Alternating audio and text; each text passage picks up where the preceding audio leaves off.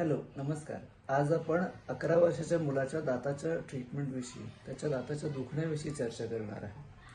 तो 2021 मध्ये मला पहिल्यांदा दाखवून गेला. दात दुखतोय, दाढ दुखते, दाढेमध्ये जेवताना अडकतं आणि खूप त्रास होतो, ठणका मारतो रात्री. मी त्याचा एक्सरे काढला, चेक केलं, त्याला सांगितलं की आपण ह्याचं रूट कॅनल करणं गरजेचं आहे. पण तो साहजिकच लहान आहे. दाताच्या ट्रीटमेंटविषयी त्याच्या मनामध्ये भीती होती. त्यामुळे त्याने घाबरून ट्रीटमेंटसाठी आला नाही. औषध घेऊन गेला, दुखायचं बरं झालं.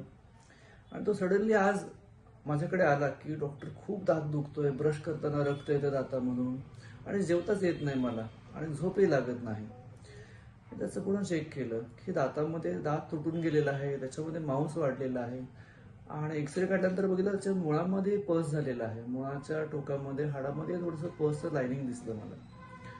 मी त्याच्या पालकांशी चर्चा केली आणि त्यांना सांगितलं की आपल्याला ते दातामध्ये वाढलेलं मांस आहे ते कट करून काढायला लागेल आणि दातामध्ये इन्फेक्शन आहे ते रूट कॅनलच्या माध्यमातून बरं करायला लागेल.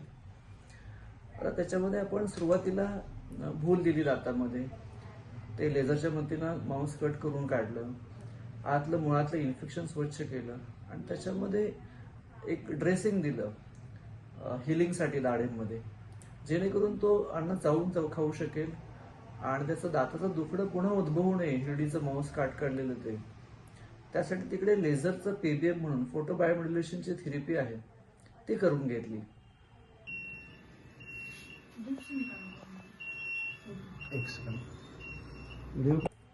थँक्यू. आपण बाकीच्या ट्रीटमेंट विषयी पुढच्या भागात बोलू. बाय.